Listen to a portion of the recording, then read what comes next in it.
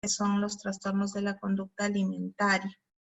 Ya para los años 1600, 1689, se empiezan a reportar ya los primeros casos de estos trastornos, sean en la forma principalmente de anorexia y algunos casos de bulimia, que vamos a ver la definición de estos términos más adelante.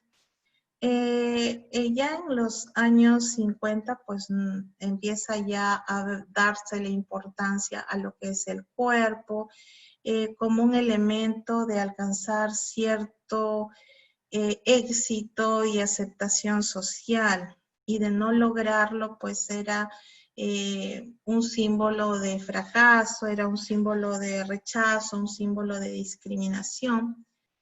Y esta conducta que inicialmente era preferentemente de las mujeres, ya empieza a verse ya en los últimos 20 años ya una conducta también en varones, un incremento en varones y en adolescentes principalmente. Muy bien. Vamos a ver. Así es que vemos ahora, por ejemplo, no nos son ajenas estas imágenes de estas personalidades famosas que influyen, ¿no? De alguna manera en la percepción de los jóvenes respecto a lo que es el aspecto físico. Y vemos el caso de Amy Winehouse, el caso de Tara Reid, ¿no? Y cómo vemos cómo han ido perdiendo peso. ¿Quién nos recuerda a las gemelas Olsen? Y bueno, Anaí, esta cantante famosa, incluso protagonista de novelas, ¿no? Como también ha sido víctima, pues en este caso, de anorexia. Y vemos también, asimismo vemos cómo el perder peso es adoptar un nuevo estilo de vida, se ve como estilo de vida. No es una enfermedad, no es estar loco, no es una obsesión, sino es una manera de alcanzar la perfección. Y surgen en internet diversos blogs, diversas páginas para enseñarles a los jóvenes a practicar estrategias para perder peso. Entonces así surgen las páginas ProAna y ProMía. ProAna para anorexia, sus seguidores son personas que tienen este trastorno, y ProMía para las personas que tienen trastorno de bulimia, ¿no? Entonces de ahí que nosotros pues tengamos que tener cuidado de qué información están recibiendo nuestros hijos, nuestros familiares al respecto, y el acceso que puedan tener a estas páginas, porque les brindan estrategias para la pérdida de peso, como les mencionaba, y los motivan, ¿no?, a lo mismo, como les decía, el perder peso como símbolo de éxito, de aceptación. Vemos acá cómo les dan consejos, trucos, ¿no? Surge el concepto de la princesa perfecta, ¿no? Vemos, recordemos también el acceso de las niñas, ¿no? Por ejemplo, las muñecas esbeltas, delgadas, ¿no? Surgen también las ideas de las tablas de peso, por ejemplo. Según Ana, como vemos, son mucho menores a los pesos ideales, a los pesos realmente fisiológicos en los cuales el organismo funcionaría correctamente. Miren, por ejemplo, veamos una mujer de 1,50, le sugiere que tenga un peso de 38 kilos, cuando su peso debería estar alrededor de los 45, 48 kilos. Muy bien.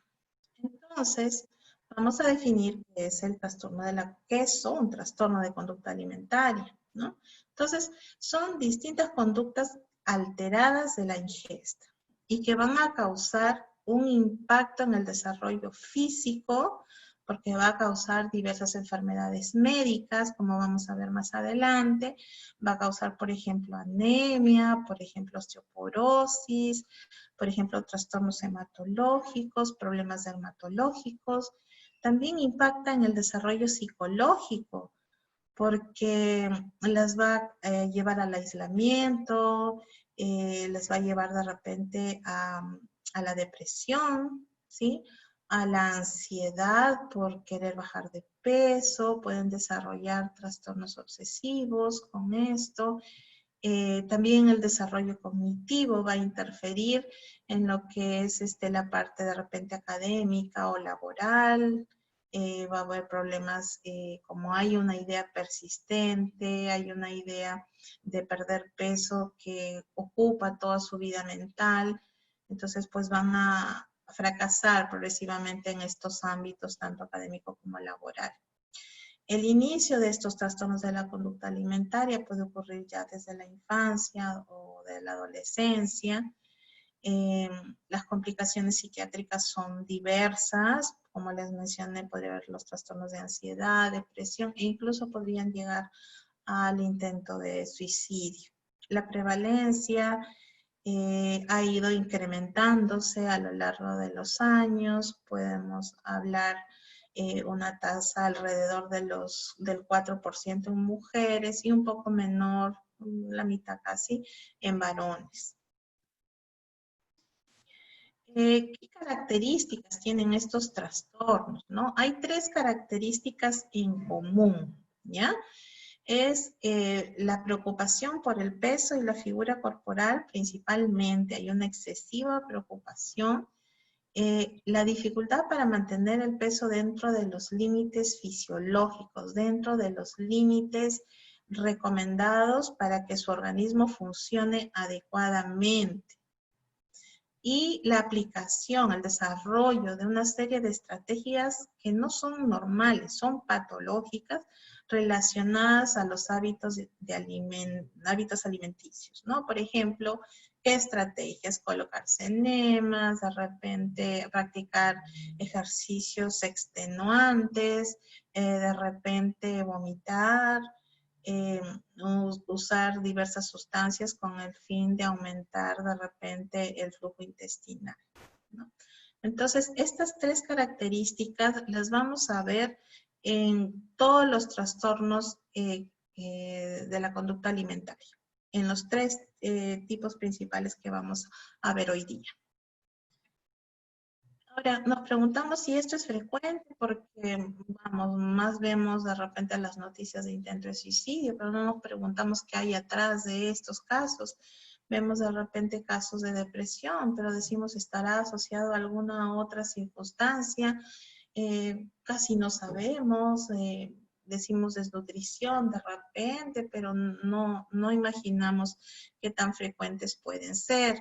Por ello acá les presento un estudio, ¿sí? Que se ha hecho acá en nuestro país y vemos cómo no es tan poco importante, ¿no? La frecuencia, la tendencia a que estos hechos ocurran. Vemos una prevalencia de casi 6% en el área urbana, de gente que proviene de la sierra. Vemos en la costa también por ahí, vamos por ahí. ¿Cuánto habíamos visto que era? Alrededor de 3.8 a nivel mundial más aproximadamente la prevalencia. Pero vemos que en este estudio realizado en Lima Metropolitana, las provincias de Lima y Callao, encontraron esta prevalencia. Menor sí en el área rural, pero también importante, ¿no? Muy bien. Y vemos, por ejemplo, que es similar a los episodios depresivos, ¿no? Según este estudio que realizaron. Muy bien. El doctor Yuriko Tipe informó estas cifras de los trastornos alimenticios en el año 2014. Él encontró en este estudio, en casos atendidos en las 25 regiones del país, encontró que el mayor grupo estaba alrededor de los 12 a 17 años, anorexia 150 y 92 para bulimia. Trastornos por atracones también estamos viendo. En anorexia también es importante en el grupo de 18 a 29 años, ¿no? Entonces, en general, entre los 12 y 29 años es la mayor prevalencia, ¿sí? Y los vómitos asociados a otras alteraciones psicológicas vemos en el grupo de los 30 a 59 años. Entonces nos preguntamos, ¿pero qué ocurre? ¿Por qué estos casos podrían muy lentamente estar incrementándose o haciéndose visibles? Porque de repente ocurre que no muchos médicos de repente o personal de salud en general están incapacidad de poder diagnosticarlos, o también podría ocurrir de que estas personas que presentan estos trastornos no están yendo a los establecimientos de salud porque la familia lo puede percibir de repente como que es algo leve, algo que ya va a pasar, y bueno, no están llegando, no son atendidos. Entonces, hay factores predisponentes, sí, ¿ya? No determinantes, sino como que hay una base sobre la cual de ocurrir otros eventos, sumarse a otros eventos, podrían ser un factor de riesgo, factor que predisponga a la ocurrencia.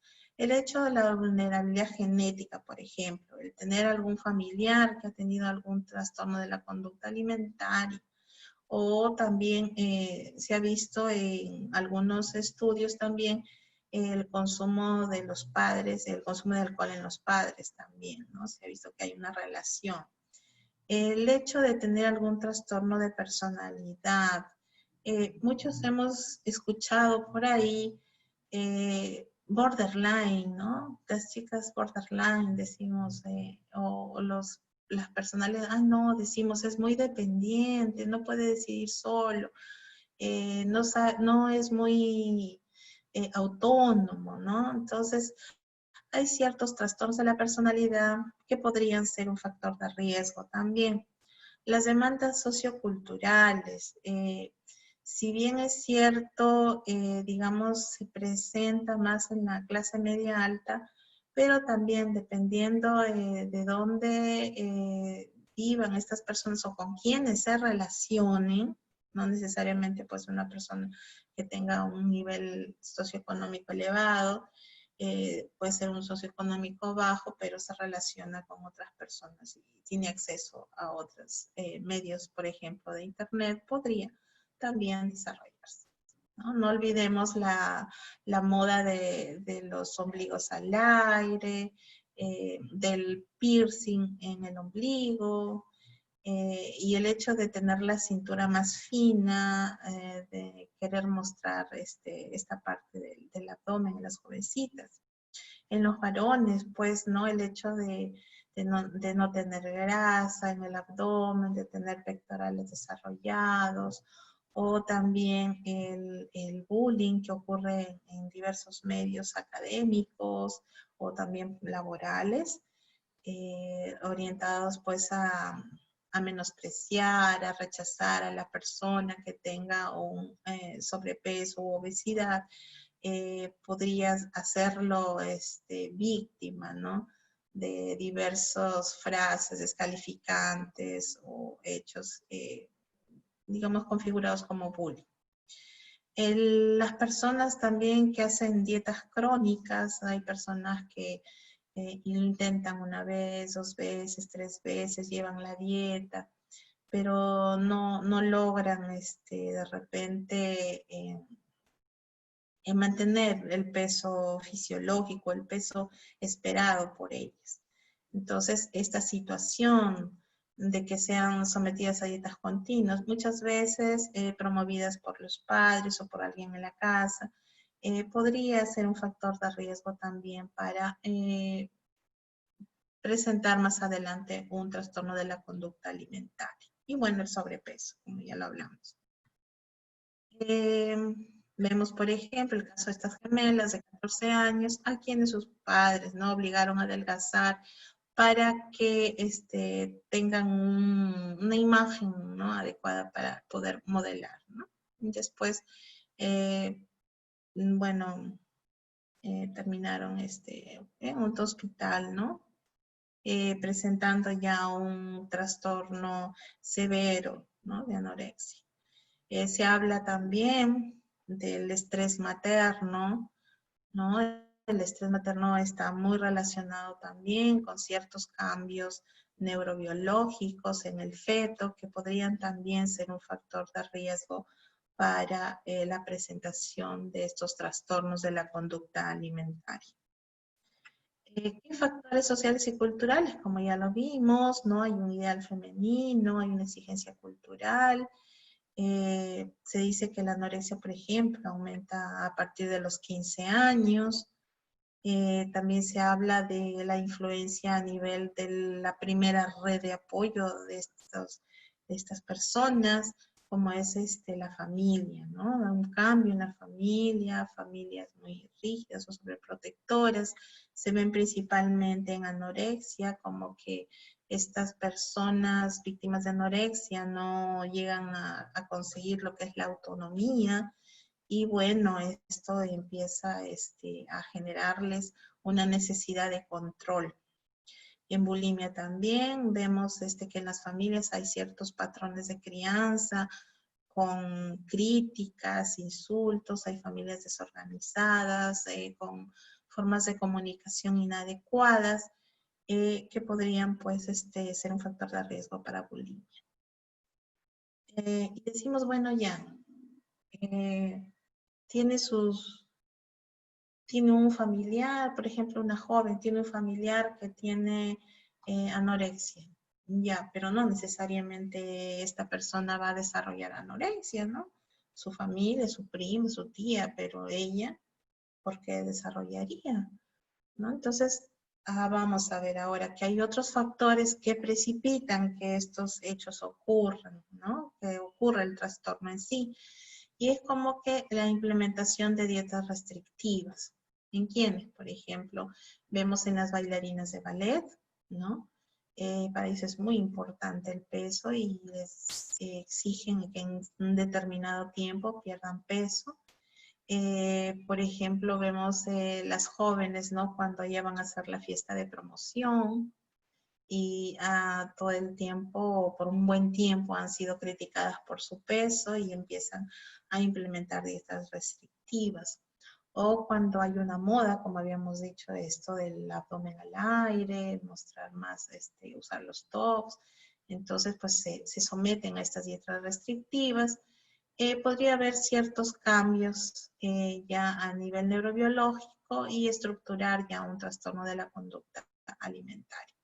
Las crisis en el crecimiento, a veces hay de repente alguna enfermedad durante la época del desarrollo, que estuvieron estas personas sometidas a un tiempo de hospitalización prolongado, notaron que podían bajar de peso, o de repente presentaron algún trastorno psiquiátrico, podría ser un trastorno de ansiedad, y vieron que así se estructuró un problema de la conducta alimentaria, ¿no?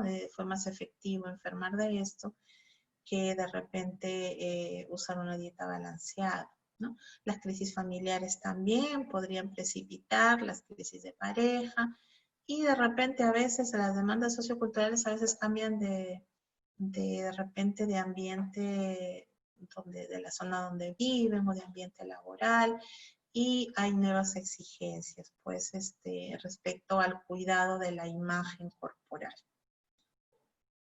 Muy bien.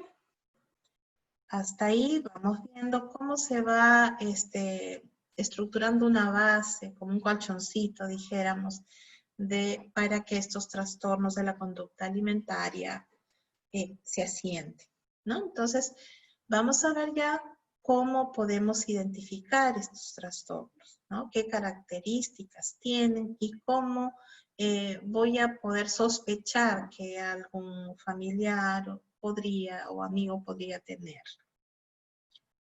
Muy bien, vamos a ver lo que es la anorexia nerviosa, ¿no?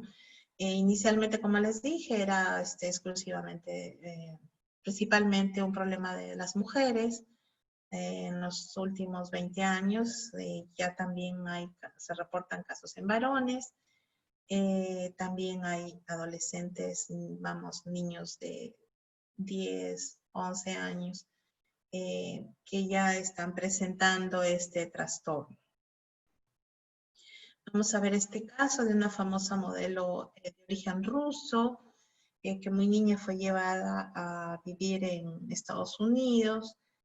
Y bueno, ella, de ser muy bella, vemos cómo ella empieza a perder peso, incluso llegó a ser la mujer más delgada del mundo.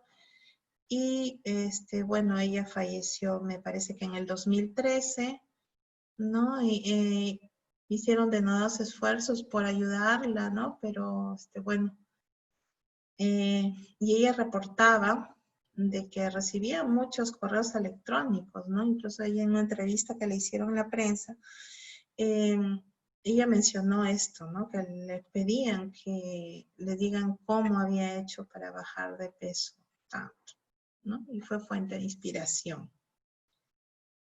Entonces, vemos que la anorexia, el 75% de los casos inicia antes de los 20 años de edad, es más frecuente en mujeres, como habíamos mencionado, y antes de la pubertad se dice que es raro, poco, que aparezca solo el 10%. Vemos, por ejemplo, este estudio en Perú del estado nutricional de jóvenes en educación secundaria, y por ejemplo vemos el bajo peso y la incidencia del bajo peso y sobrepeso. Principalmente tenemos sobrepeso, pero sí hay casos en los cuales hay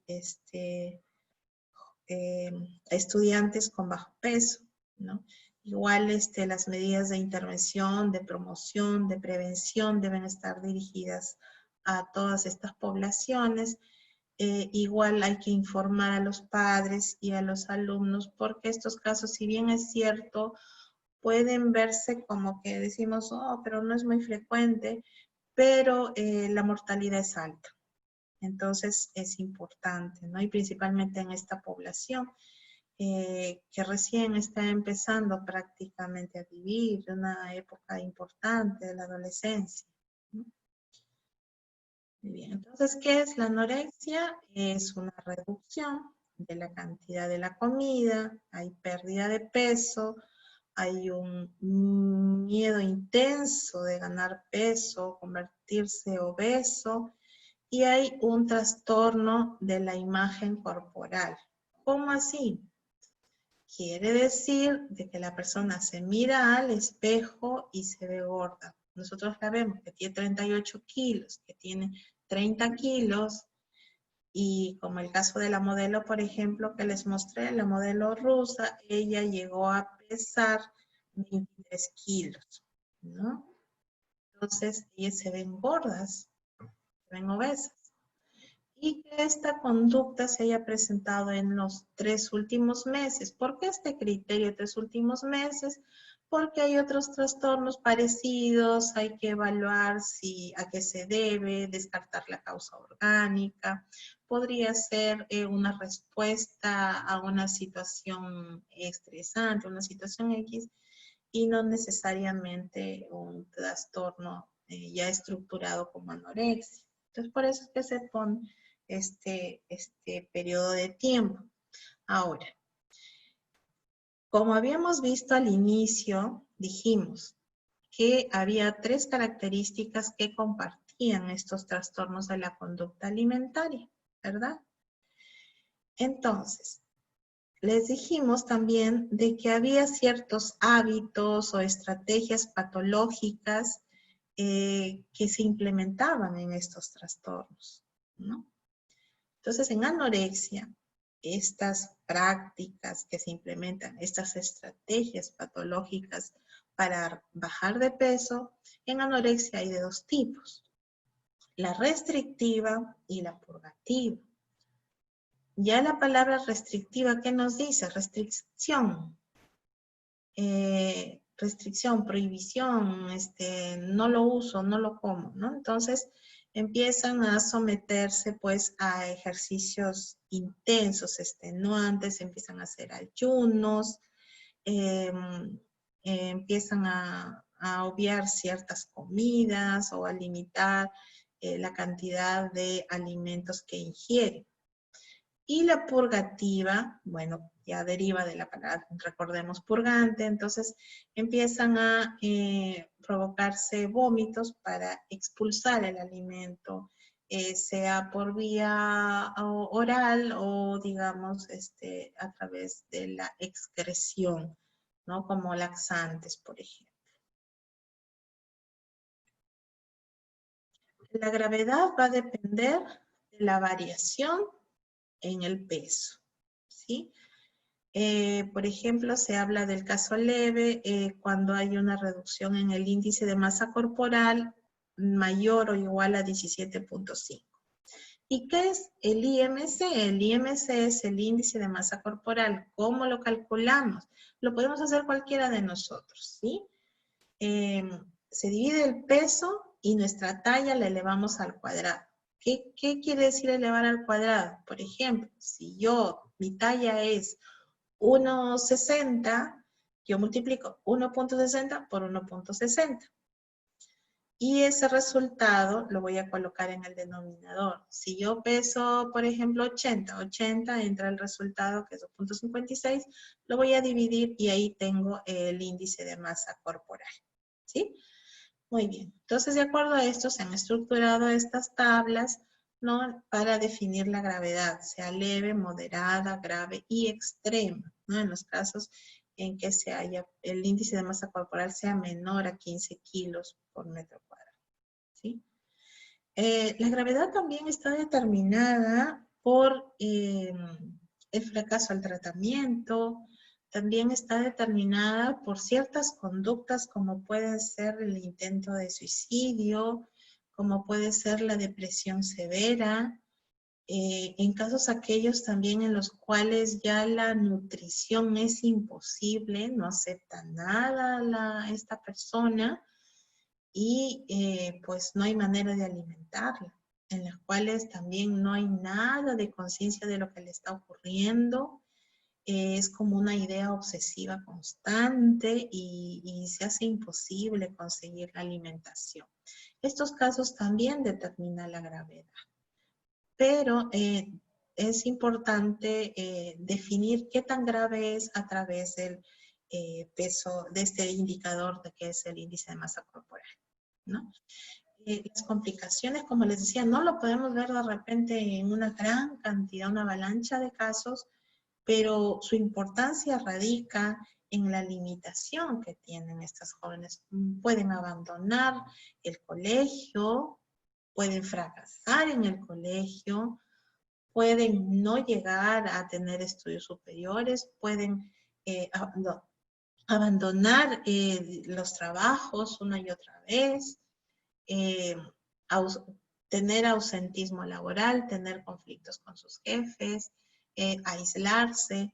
Y esto progresivamente, esta conducta, esto va causando, es como un círculo vicioso, ¿no? Voy perdiendo trabajo, voy fracasando, tengo éxito en la parte de repente física, porque están logrando para ellos en su mente bajar de peso sinónimo de éxito, ¿no? Pero a la vez hay un fracaso al exterior.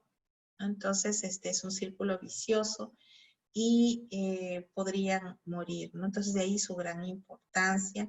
Y veamos, pues, estas complicaciones, ¿no? Hay presión baja, cambios hidroelectrolíticos, ¿qué son estos? Se deshidratan, no hay ingesta de los elementos esenciales como son de repente calcio, potasio, cloro, y empiezan a presentar problemas, por ejemplo, como hipopotasemia, es con la cantidad de potasio, ¿no? Pueden llevarles a presentar convulsiones por estos cambios hidroelectrolíticos. Sabemos que el cerebro, pues funciona, todo lo que es los músculos y el cerebro requieren de estos electrolitos, de estas sustancias para funcionar correctamente. De no ocurrir, pues va a haber edemas, ¿no? Va a haber parte del cuerpo en los cuales pues va a haber se empieza a distender, se empieza a hinchar, hay estreñimiento, puede haber caries, producidas de repente por estas conductas, como les decía, purgativas, puede haber falta de menstruación, puede haber falta del deseo sexual en los varones, cambios dermatológicos, secos, la piel seca, se forma como una lanita encima de la piel como la nubo, problemas cardíacos, ¿sí? Cambios en el ritmo del corazón, anemia, osteoporosis, las convulsiones, fracturas, problemas renales, etcétera, que pueden llevar a la muerte. Vamos a ver ahora bulimia, ¿no? Como les decía, estos trastornos tienen características en común, pero también cada uno tiene sus particularidades, ¿no? Entonces, en la bulimia nerviosa hay insatisfacción por la imagen corporal. No le gusta cómo está, se ve gorda, ¿no? La persona. Sin embargo, en bulimia nerviosa vemos que o están en su peso, ahí van, o hay un ligero incremento en el índice de masa corporal, tiene un sobrepeso, no muy oneroso, pero sí hay esto, ¿no? Entonces están insatisfechas con su imagen corporal, comen y se generan sentimientos de culpa, y por qué lo hice, no debía haberlo hecho, se critican mucho, la autoestima es baja, no hay una autoestima adecuada, ¿no? Hay atracones, periodos en los cuales se come vorazmente y sin control, nosotros lo denominamos hiperfagia, se está pensando continuamente en la comida, hay una necesidad compulsiva por comer, así no se tenga hambre, ¿sí? Pero hay una necesidad por comer, y comer lo que sea, porque es voraz, ¿no? O sea, puede ser que esté satisfecha, pero sigue comiendo, puede ser, no sé, cosas que de repente no son nutritivas, o cosas que, por ejemplo, nosotros decimos, vamos, un pan de hace 2 días, no lo comería, de repente es un pan seco, ¿no? Pero ellas, y seleccionan incluso. O hay personas que gastan buena parte de su sueldo o de sus propinas para escoger estos alimentos, ¿no? Y buscan una manera de compensar este exceso de apetito, este exceso de comer, ¿no? ¿Cómo? Pues a través de las conductas purgativas que ya les mencioné, puede ser a través del vómito, a través de enemas o purgantes. Para ellos, igual que en anorexia, la imagen personal está condicionada por el peso, es símbolo de aceptación, símbolo de éxito, ¿no? Se dice que respecto a los atracones, el criterio para determinarlo es que estos ocurran más o igual a una vez por semana, por un periodo también igual de unos 3 meses. Bien, también se determina la severidad, pero acá en base a la frecuencia de los atracones. Es leve si ocurre 1 o 3 veces a la semana, moderado 4 a 7, y ahí sucesivamente. También tenemos un trastorno, y hay otros trastornos que no son parecidos a anorexia y bulimia, pero no están, digamos, completamente estructurados como tal, es decir, no cumple algunos criterios. Uno de ellos es el trastorno por atracones, que en realidad, si hiciéramos un estudio más profundo, creo yo que podríamos encontrar que es más frecuente de lo que nosotros estamos pensando. Estos atracones es en un periodo menor a 2 horas, hay una hiperfagia, se come intensamente y hay una sensación de que perdí el control, como de que he comido más rápido de lo normal y me siento lleno y es desagradable, y comió esta persona sin tener hambre, y luego viene la vergüenza, ¿no? Ha comido a escondidas muchas veces, esconden, hemos visto, por ejemplo, en los adolescentes, esconden estas golosinas o comida chatarra en el dormitorio, y ahí es donde lo comen, o si no lo llevan al baño y ahí lo comen a escondidas. Genera incomodidad, culpa y depresión. Pero ¿qué no hay acá? que había en los anteriores trastornos, que no hay. De repente ya muchos tienen la respuesta, ¿no? No hay una conducta purgativa, ¿no? No hay una conducta de repente para una estrategia patológica para perder este alimento que se ha comido, ¿no? Hay una sensación de pérdida de control, pero no necesariamente vemos que haya una distorsión de la imagen corporal tampoco, ¿no? La severidad es igual que en bulimia, se determina en base a la frecuencia de los atracones. Y bueno, acá les voy a mostrar un cuestionario que más o menos son preguntas que podríamos hacernos o hacerles a los amigos o nosotros ya ir estructurando, ¿no? Por ejemplo, ¿no? Dice, tengo hábitos que son diferentes de mi familia y amigos. Sí, están varios en la mesa y de repente, pues, y yo siempre estoy seleccionando este alimento, no, sin conocimiento, ¿no?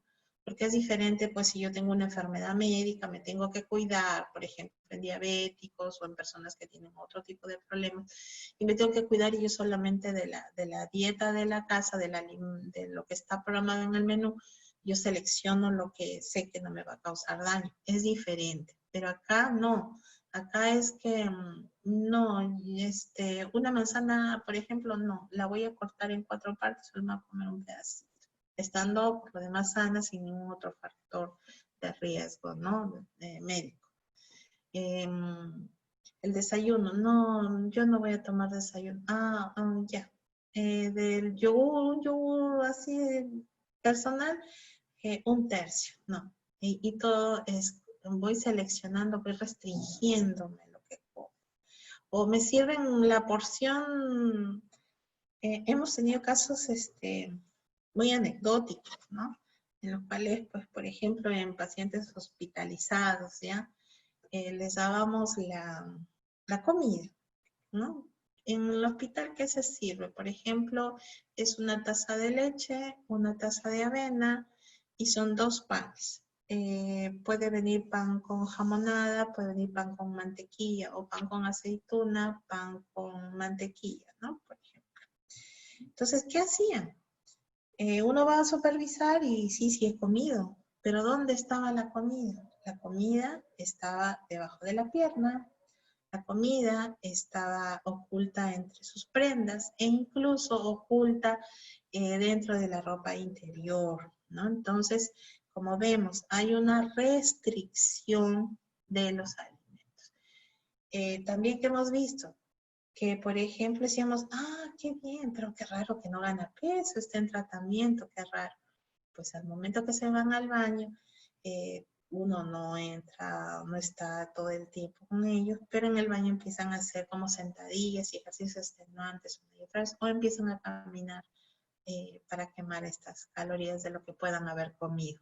Muy bien. También no puedo pasar el día sin que me preocupe por lo que voy o no voy a comer, ¿no? Es otro indicador. Prefiero comer sola o cuando no esté nadie mirándome. Claro, pues que nadie se dé cuenta que como en exceso o que estoy restringiendo. Invento excusas. No, no me siento bien, no, ya comí, no,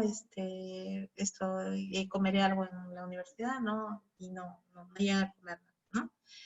Tengo ataques incontrolables de ganas de comer durante los cuales consumo grandes cantidades de comida y luego me induzco el vómito. Y esto lo comparten entre jóvenes, lo comparten con las amigas, incluso entre ellas se recomienda, ¿no? Y he visto en varones también estos casos, ¿no? De estos ataques incontrolables que nos sospecha de bulimia, pues, ¿no? De pronto me encuentro cortando la comida en trozos pequeños, como les decía, como la manzana, ¿no? Escondo la comida.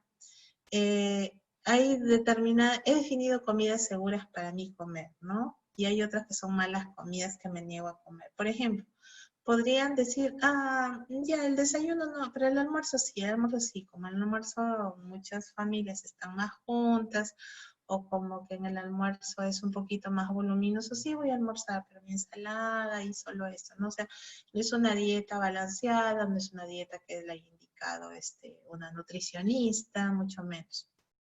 Me enojo cuando otros muestran interés en lo que como, me presionan que como más.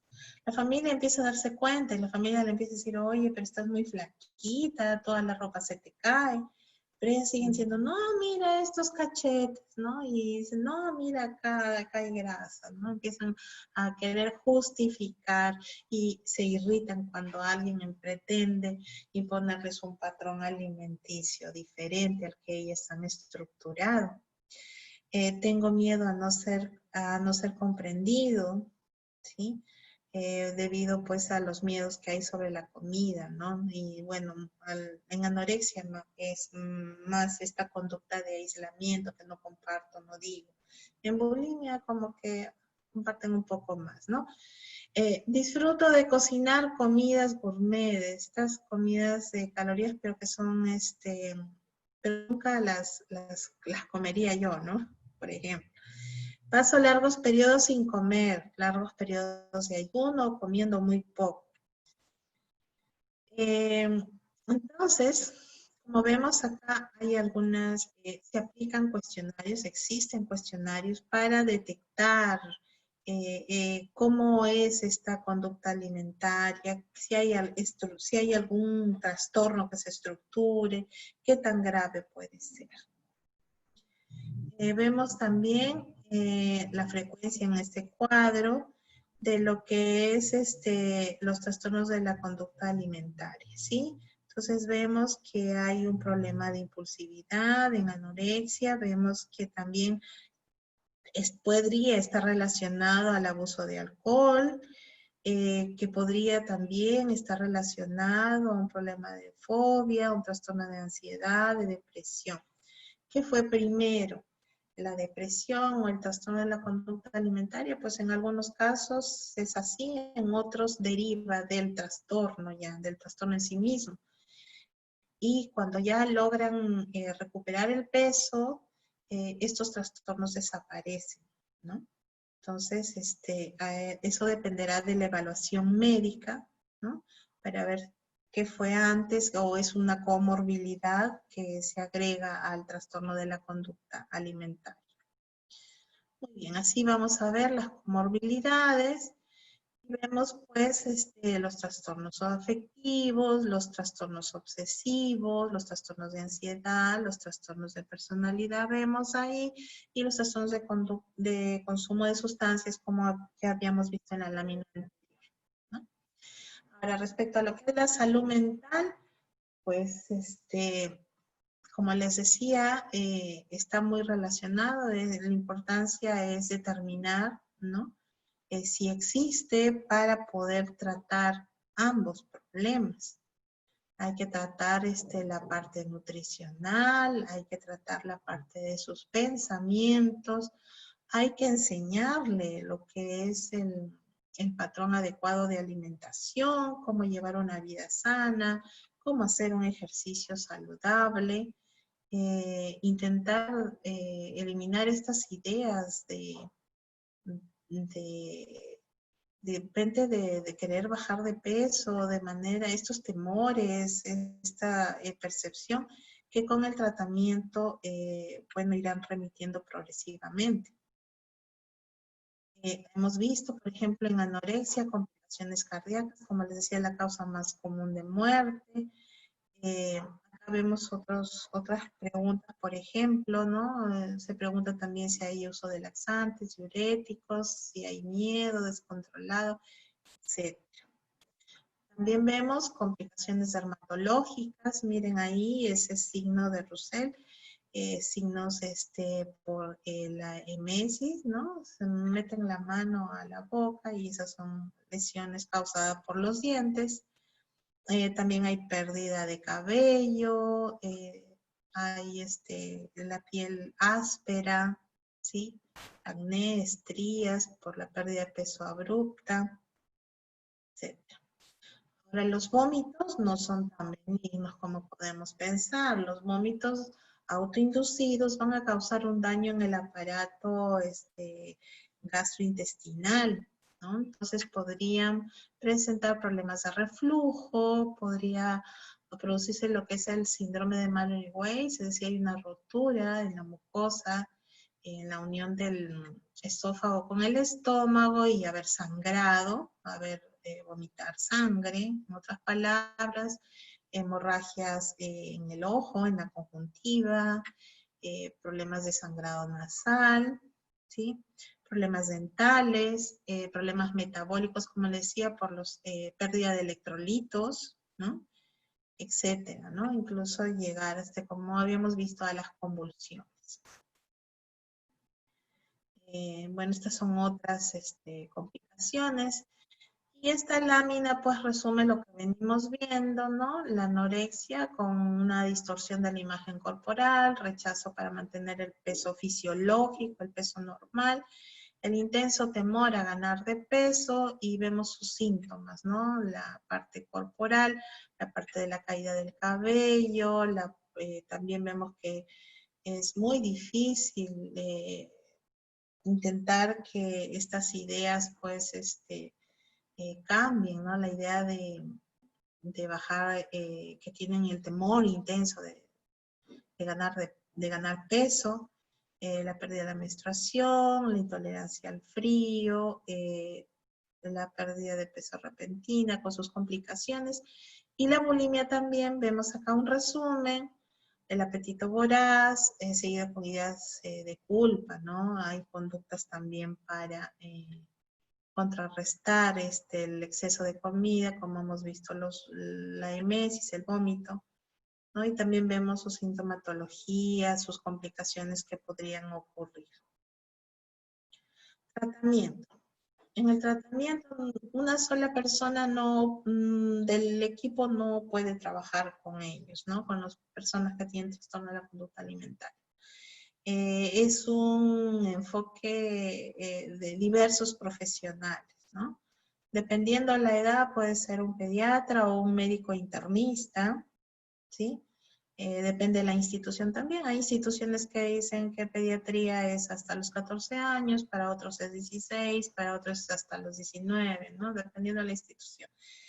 Y ya en adelante de esas edades, pues ya lo evalúa medicina interna, pero no es solo el médico, digamos, que va a evaluar la parte orgánica, también está el psiquiatra y todo el personal de salud mental, ¿no? La trabajadora social, el psicólogo, la enfermera, la nutricionista, ¿no? Todos en equipo, en conjunto, en casos, por ejemplo, que llegan a la hospitalización, se evalúa el caso en conjunto, todos estos profesionales, e incluso hemos tenido en casos severos que trabajar con el usiólogo. Hay usiólogos que son especialistas o subespecialistas en lo que es terapia nutricional.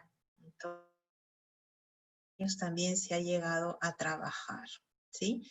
Es importante conocer esto porque muchas veces hospitalizan a su familiar y piensan no hacen nada, no es así. Este es el enfoque ideal. De la misma manera, si se elige un tratamiento ambulatorio, es decir, un tratamiento por consulta externa, igual el mismo equipo tiene que valorar, ¿no? Es el trabajo en equipo. Así que ustedes, por ejemplo, los padres o los familiares, van a ser citados, van a tener reunión con este equipo de profesionales, ¿no? Para indagar, para ver, cada uno va a contribuir desde su formación, desde el área que trabaja en lograr el bienestar de estas personas, en mejorar la salud de estas personas que sufren los trastornos por conducta alimentaria. Respecto a la nutrición, pues lo ideal es tener un peso saludable, como les decía, lo calculamos con el índice de masa corporal mayor a 18, recuperar un peso mayor al 85-90% del peso ideal que tenía, corregir lo que son los déficits nutricionales, la hemoglobina, el magnesio, el calcio, las vitaminas, la vitamina B, por ejemplo, ¿no? Y tratar las complicaciones dermatológicas, por ejemplo, renales, las complicaciones de repente de repente por los problemas de los electrolitos, de repente incluso problemas ya endocrinos, por ejemplo endocrinológicos, como alteraciones en las hormonas tiroideas, por ejemplo, ¿sí? El objetivo nutricional también es normalizar los patrones de alimentación, es decir, con la misma persona que padece este trastorno, se establece un patrón de alimentación. Uno no lo hace al modo de que uno está acostumbrado, no. Se trabaja con ellos mismos, ¿sí? La idea es lograr percepciones normales, recuperar la percepción normal de lo que es el hambre y de lo que es la saciedad. ¿Sí? Entonces, esta es la dieta en promedio, más o menos la distribución. En estos casos, no olvidar que, por ejemplo, para nosotros una alimentación normal, si recuerdan de repente, es un plato, lo partimos en 3 partes, por ejemplo, el 50% del plato deben ser verduras, legumbres, el 25% en promedio, alrededor del 20%, dependiendo de la actividad física que uno haga, son carbohidratos y el otro 25% deben ser las proteínas. Entonces, en estos pacientes poco a poco vamos estructurando de una manera un poquito diferente a lo que nosotros hacemos, pero vamos por ahí, ¿no? Entonces, la idea es recuperar el patrón normal de una dieta balanceada. Esto respecto a lo que es la nutrición. Como habíamos visto, es un equipo. Cuando una persona ingresa sea a consulta externa o sea a hospitalización, vamos a determinar, como habíamos visto en las tablas, la severidad. De acuerdo a la severidad, ¿en base a qué nos guiábamos? En base al índice de masa corporal. ¿De dónde lo obteníamos? Del peso, ¿verdad?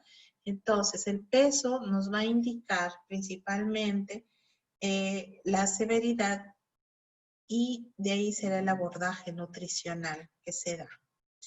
Por otro lado, estas personas, ¿qué más tienen? Tienen temor a engordar, ¿sí?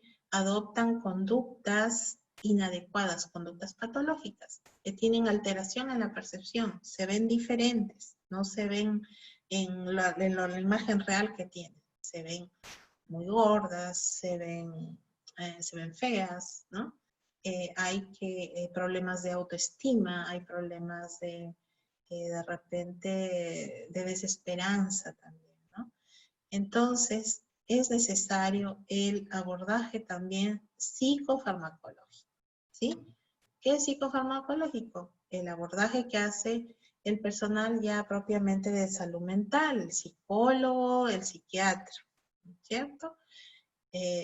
Por su lado, el nutricionista también dejará las recomendaciones de la nutrición, el médico internista o el pediatra de repente para lo que es el manejo de electrolitos, el manejo de calorías, de repente pues le deja otras sustancias, de repente hierro, de repente calcio, de repente zinc, magnesio, etc. Vamos acá al enfoque del psicólogo y del psiquiatra.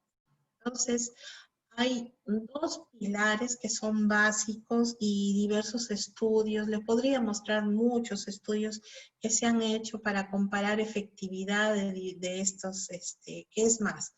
¿Qué aporta más? ¿El tratamiento farmacológico o el tratamiento psicológico?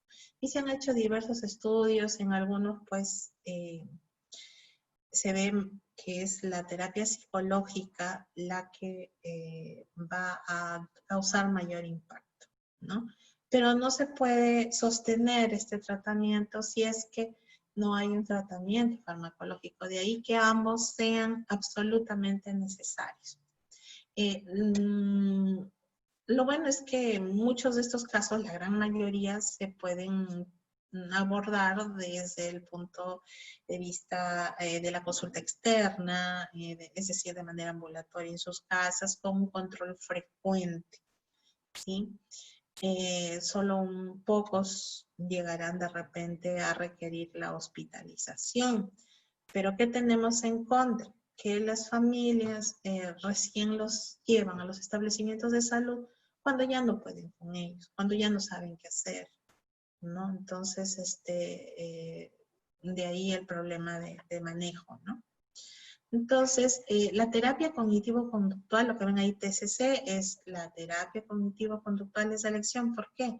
Porque mejora las conductas purgativas, las conductas eliminatorias, estos hábitos inadecuados, patológicos diríamos, las conductas purgativas, la dieta, mejora la autoestima, favorece lo que es la independencia, ¿no? La toma de decisiones. Y también se trabaja no solamente de manera individual, no solamente con la propia persona que padece estos trastornos, sino también con la familia. Es muy importante trabajar con la familia, porque sale del alta esta persona, ¿dónde va? Va a ir a su casa. ¿Dónde podrían estar los factores de repente mantenedores, estos factores que hacen que de repente se perpetúe esta conducta en casa? ¿Dónde se va a favorecer la autoestima, la motivación? ¿Dónde se va a aprender a comunicar lo que uno desea, sus deseos? ¿Dónde se va a aprender estos patrones alimenticios? En casa. Entonces es muy importante la terapia familiar. Solamente para su conocimiento respecto a lo que es el tratamiento farmacológico, usamos fármacos, he visto algunos casos que se asustan, dicen, no, pero ¿por qué les recetan, por ejemplo, antipsicóticos, no? Si mi hija no está loca, dicen, ¿no? Bueno, el antipsicótico nosotros no lo usamos con esa finalidad, sino lo usamos con la finalidad de mejorar el pensamiento, ¿sí? Mejorar el miedo, disminuir, eliminar ese miedo que se tiene. Eliminar esa falsa percepción de imagen que ellos tienen, ¿ya? Porque ocurren una serie de cambios a nivel de sustancias cerebrales, a nivel de hormonas en el cerebro, que es necesario corregir, y esto está relacionado a sustancias como dopamina y serotonina que hay en el cerebro. Entonces, una manera de regular esto, de estabilizar, es con estos fármacos. También tenemos, por otro lado, los antidepresivos, ¿no? Se recomienda que no se dé menos de 6 semanas, pero que se mantengan entre 6 a 12 meses. ¿Qué se va a ver a largo tiempo? La reducción de los atracones en el 20 al 25%. ¿En cuánto tiempo con los antidepresivos? De 4 a 6 semanas ya podemos empezar a ver mejorías en esta reducción de los atracones.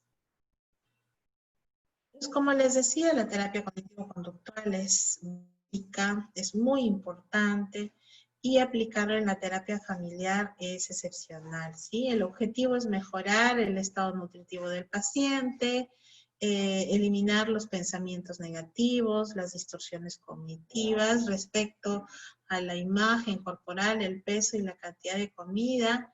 Y bueno, ¿qué se hace? El equipo va a brindar asesoramiento a los padres, ¿sí? Respecto a la enfermedad de su hijo, porque no todos sabemos qué es anorexia, no todos sabemos qué es bulimia, ¿no?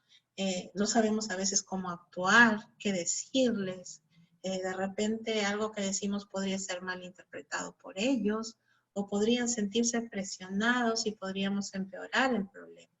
Entonces, en terapia familiar se brinda este asesoramiento a los padres para que comprendan y puedan ayudar a sus hijos. En terapia familiar se mantiene un estrecho contacto, hay un patrón de citas regulares, no perder sus citas, porque cada sesión tiene un objetivo. En cada sesión se van planteando nuevos problemas y se van resolviendo problemas. Se exploran sentimientos de culpa, claro, los padres empiezan a generar algo, no, que tú tienes la culpa, tú porque no pasabas mucho tiempo en casa, tú porque estás mucho tiempo en el chat, no dedicas tiempo a tus hijos, tú te pasas todo el tiempo trabajando, y así empiezan a generarse ciertas ideas que no son constructivas en realidad. Acá no se trata de determinar quién tiene la culpa, no. En la verdad es que nadie nos enseña a ser padres, nadie nos dice. Lo importante es a partir ya De que se detectó, entonces poder intervenir, poder poner todo de nuestra parte para que esto se solucione, para que esto mejore, para que estos jóvenes puedan poder recuperarse, ¿sí? Entonces, acá les muestro lo que son los criterios de hospitalización. Por ejemplo, ¿no? Solo para que conozcan. Es una pérdida de peso, por ejemplo, de más del 25 al 30% en 6 meses, o tener, como ya les había mencionado, un índice de masa corporal menor a 14. El que presente cambios electrolíticos, como ya habíamos visto, estos cambios pueden llevar a tener problemas cardíacos, a tener convulsiones. Estos problemas dermatológicos o estos problemas de desnutrición podrían afectar nuestro sistema inmunitario. Y al afectar nuestro sistema inmunitario nos hace propensos a tener infecciones. Puede ser infecciones de piel, puede ser neumonía, pueden ser otros problemas, ¿sí? La depresión grave. A veces la depresión es tan intensa que, pues, en depresión severa, depresión grave, hay ideas equivocadas. Se puede salir de la realidad, puede tener alucinaciones esta persona, o puede simplemente querer morir, querer ya no estar en este mundo. No muchas veces no dicen me quiero morir o me voy a matar, no lo verbalizan de esa manera. Muchas veces dicen quisiera ya no estar, quisiera desaparecer, quisiera que mi abuelita me lleve, ¿no? Lo verbalizan de una manera diferente. ¿Cuándo más hospitalizar? Cuando no hay apoyo familiar. Muchas veces las familias están tan destructuradas, tan afectadas, tan dañadas, que el hecho de que esta persona permanezca en casa es un riesgo. Entonces tenemos que cambiar esta dinámica familiar, hay que hacer una intervención de todo el equipo, tanto de la psicóloga, de la asistente social, para mejorar este clima familiar, para mejorar la comunicación, la manera como se relacionan estas familias, para poder ayudar a la persona que padece ese trastorno.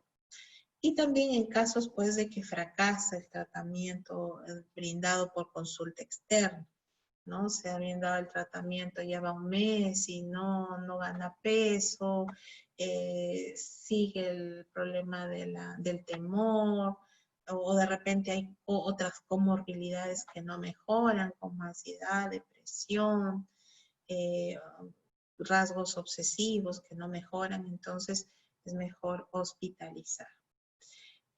Ustedes dirán, ¿y el psicólogo qué hace en hospitalización? ¿No? Ahí vemos lo que hace el psiquiatra, pero ¿y el psicólogo? El psicólogo va a intervenir cuando se estabilice el peso, en algo el peso, ¿no? Cuando se pueda ya trabajar de una manera, digamos, de sus cogniciones, pueda trabajar de la manera de su pensamiento, esté en una forma óptima, de que haya disminuido el temor, de que se haya disminuido la angustia, que se haya disminuido la ideación de morir para poder trabajar, para poder intervenir. A pesar de muchos esfuerzos que hace el personal de salud y que hace la familia, un 20 a un 50% de estas personas abandona el tratamiento. Y este abandono del tratamiento se da más en anorexia que en bulimia. De ahí la importancia de que no solo sea el equipo de profesionales, sino también la familia la que intervenga, los que estén trabajando en forma unida, en forma articulada sobre todo, y en comunicación constante. A nivel de su comunidad, una vez que estas personas van, es importante también de repente ir a terapias de grupo. Hay centros de salud mental comunitarios, ya existen estos centros.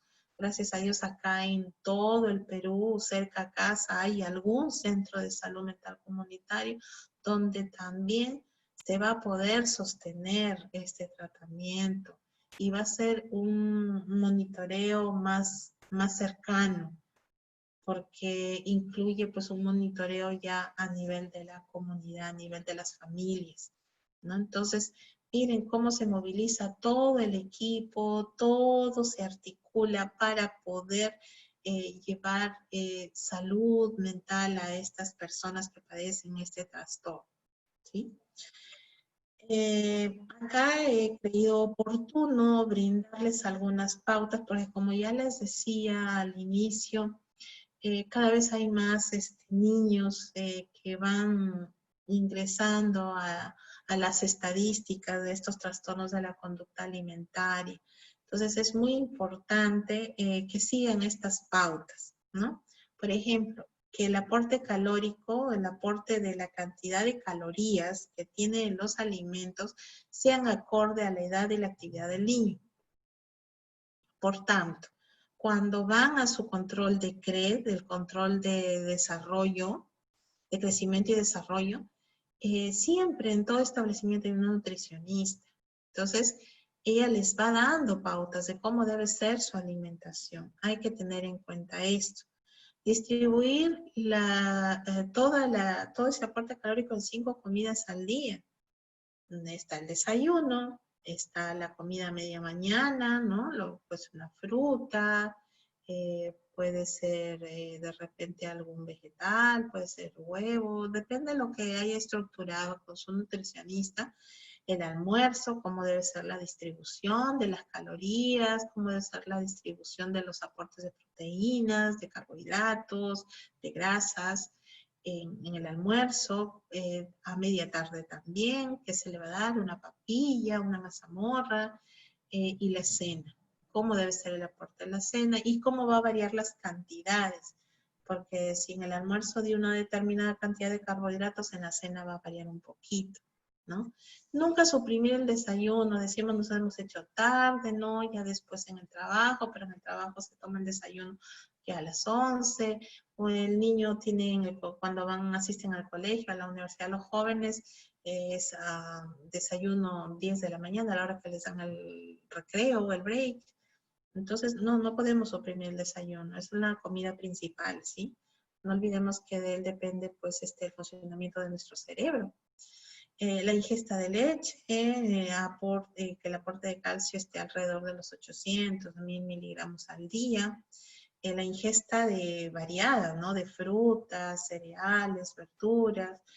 Tratar de reducir más las grasas ahora que está tan de moda pues la comida chatarra, ¿no? Entonces tratar de que, no les digo que no puedan, quizás una vez a la semana por ahí, pero una cantidad pequeña, no en exceso, no hacer estos atracones. En los dulces, sal y picante siempre con moderación, no en exceso. El agua, ¿no? Muchas personas con las que he conversado dicen, ay, pero no tomo agua, ¿no? Y es como si fuera un gran logro, pero no es así. Nuestro cuerpo tiene más del 70% de agua, entonces necesita agua, ¿no? Alrededor de 100 mililitros por kilo es la ingesta de un niño pequeño, por ejemplo, entre los 9 y los 13 años, alrededor de 2 litros al día, y dependiendo de la actividad física pueden llegar hasta los 3 litros, ¿no? La práctica de la actividad física, el orientar a que los niños realicen un deporte, enseñarles a comer de todo. De ahí que no interesa que el bebé, pues que está recién aprendiendo a comer, se ensucie, ¿no? Tiene que tocar. El niño aprende a comer oliendo y tocando. Y también es a través de sus sentidos todo el aprendizaje que va a tener de la comida. Lo que le llama la atención, los colores, verde, anaranjado, rojo, amarillo, y que lo pueda palpar, que lo pueda tocar, la textura, que lo pueda oler, que pueda ver. También las dietas restrictivas, y aceptar la introducción de nuevos alimentos, ¿no? Ese es importante, ¿no? Que si van a decir, no, solo el niño va a comer ese nuevo alimento. Se me ocurre arándano, por ejemplo, antes no había mucho arándano. ¿Y qué? Y no, ay, pero yo eso no, eso para ti, ¿no? O los huevitos de codorniz, a veces también no es muy frecuente, no estamos acostumbrados a consumir los otros huevos de gallina, pero no, eso para ti, ¿no? Entonces, como que en realidad debe ser una aceptación común en la familia para que el niño adquiera ese patrón de alimentación, de nutrición adecuada y de introducción de los alimentos que le son nuevos. Las dietas restrictivas siempre son perjudiciales, ¿no? Los niños no podemos someterlos a dietas vegetarianas, por ejemplo, ¿no? Porque ellos están en crecimiento, ellos requieren los minerales, requieren las vitaminas para poder crecer, para poder desarrollar su cerebro. No olvidemos que el cerebro pues obtiene su máximo desarrollo hasta los 19, 20 años, entonces es muy importante lo que pueda nutrirse. Nunca utilizar la comida como un premio castigo. Eso también a veces estamos equivocados, le suspendemos el postre, suspendemos la fruta. Entonces, no podemos utilizar esto como un premio o un castigo. No convertir el momento de las comidas en campos de batalla, por ejemplo, ¿no? No podemos hacer eso. Convertir que sea una pelea el momento de la comida y es momento para que pelee el esposo o la esposa. No podemos hacer eso. Y bueno, eso es todo lo que les tenía para hoy. No sé si hay alguna pregunta, algo que les gustaría que ampliemos, que hablemos un poquito más de repente. ¿Nos escuchan?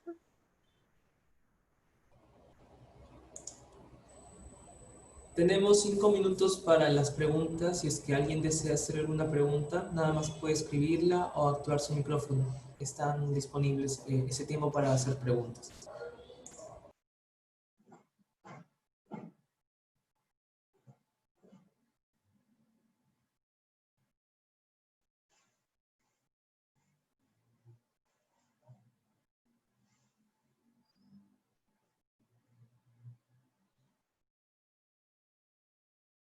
Comentarles, por ejemplo, que en internet hay una página que es Mariposa Azul. Mariposa Azul brinda estrategias, apoyo psicológico para personas que de repente padecen estos trastornos, ¿no? Entonces, también en internet podemos encontrar páginas que son beneficiosas, que nos van a ayudar a enfrentar estos trastornos.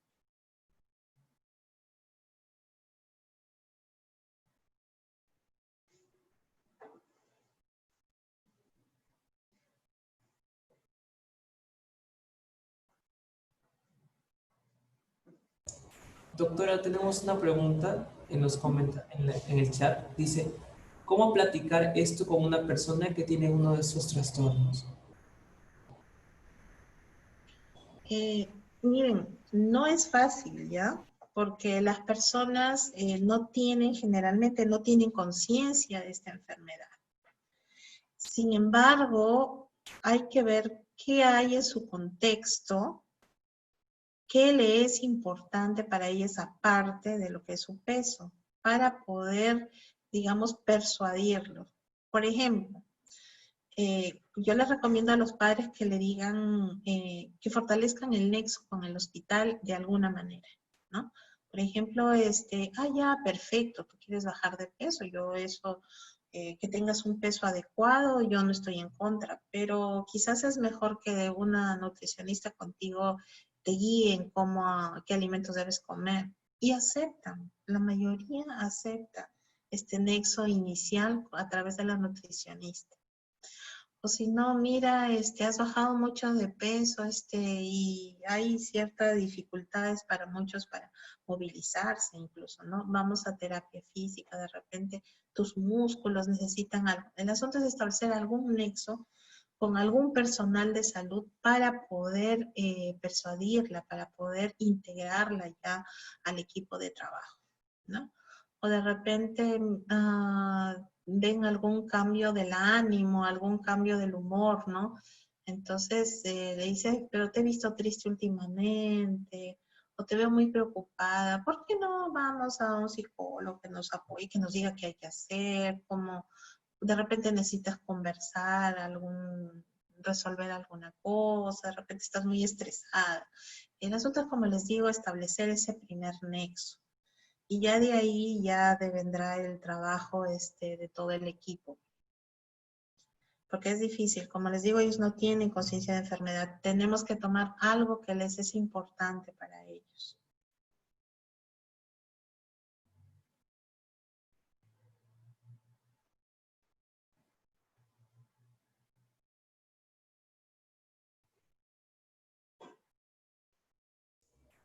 Doctora, ¿sí puede leer el chat o quiere que le dicte la pregunta? Hay otra pregunta. A ver, espera.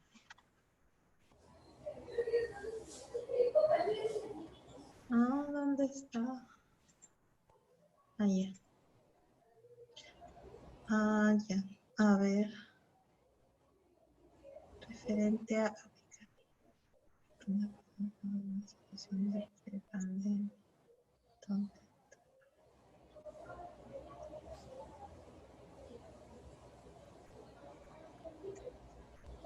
Ah, para estimular una alimentación adecuada, entiendo que te refieres, Juan Daniel, a, digamos, a las restricciones económicas para poder conseguir una alimentación adecuada. ¿Me confirmas? ¿Es respecto a eso?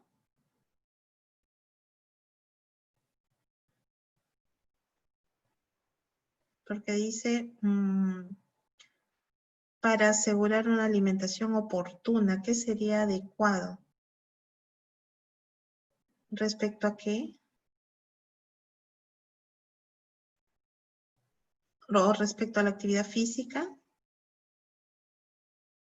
Bueno, como les decía, la alimentación hay que balancearla acorde a la actividad física que uno realiza, ¿no? Entonces, muchas personas con este confinamiento se han visto limitadas de repente de caminar como antes lo hacían, de salir, de hacer actividad física como antes lo hacían.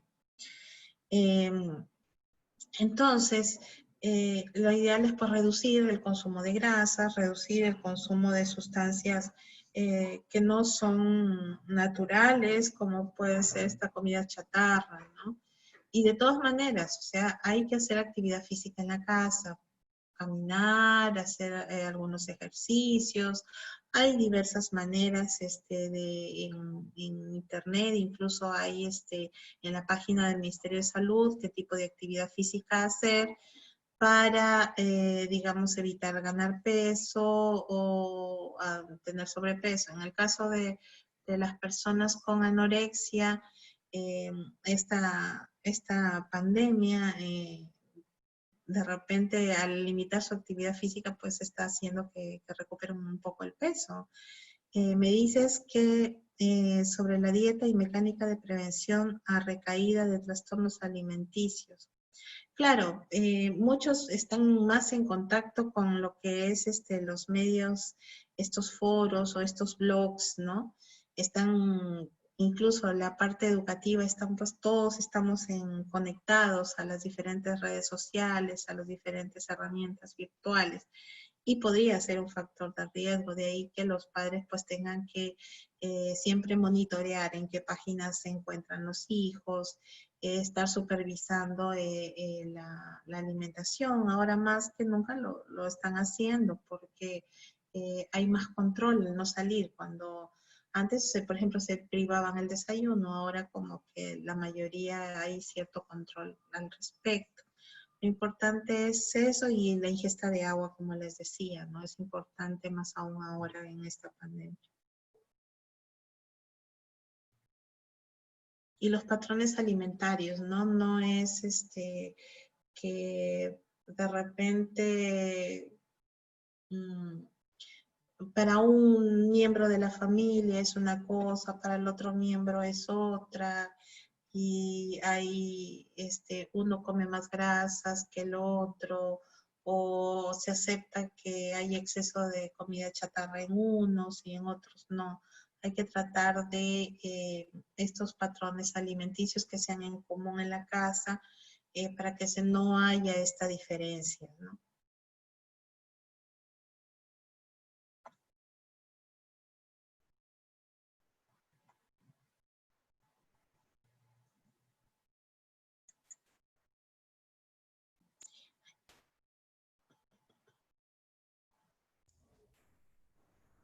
¿sí? ¿Tenemos alguna otra pregunta más?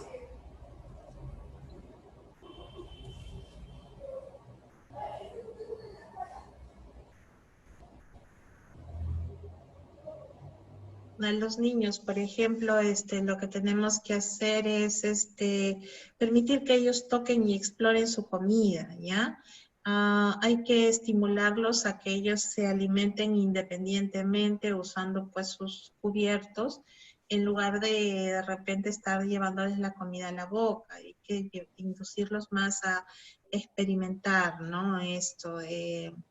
De repente limitar un poco los jugos, sí, más el contacto con las frutas natural, y siempre ofrecer la comida en caso que algunos niños rechazan algunos alimentos en porciones más pequeñas y de diferentes texturas como para que ellos puedan tener, digamos, una estimulación, como les dije, era una estimulación sensorial para la alimentación adecuada. Es importante también mantener un horario y una estructura de las comidas, que sean servidas de repente en un lugar agradable o en el mismo lugar, no, por ejemplo, tú andas cena en tu dormitorio y yo en la cocina, etcétera, ¿no? Tratar de que sea siempre en el mismo lugar. De repente el tiempo también, ¿no? De alimentación también hay que tener cuidado con eso. No interrumpir al niño de repente en las comidas, de repente ponerle películas o otras cosas para que los distraiga de lo que es realmente importante a la hora de comer.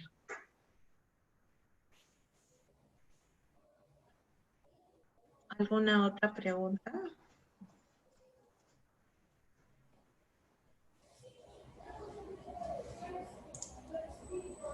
Bueno, doctora Lisbeth, muchas gracias. Queremos agradecer a la doctora Lisbeth Ramírez Marchena de nuevo por la ponencia del día de hoy con el tema Mi hijo tiene un trastorno de alimentación. De verdad, esta ponencia ha sido una manera en la que podamos identificar el tipo de problemas que pueden sufrir tantos nuestros hijos para los que son padres como nuestros compañeros, amigos, algún familiar para los que somos más jóvenes. Doctora Lisbeth, de nuevo muchas gracias y de esta manera damos por concluida la charla de hoy. Pueden revisar en el Facebook de Docemun el resto de charlas que vamos a ir haciendo con temas parecidos, dirigidos al público en general y enfocados en la prevención y promoción. Doctora Lisbeth, de nuevo muchas gracias y a todos les deseamos un buen día. Cuídense mucho. Gracias a ustedes. Hasta luego.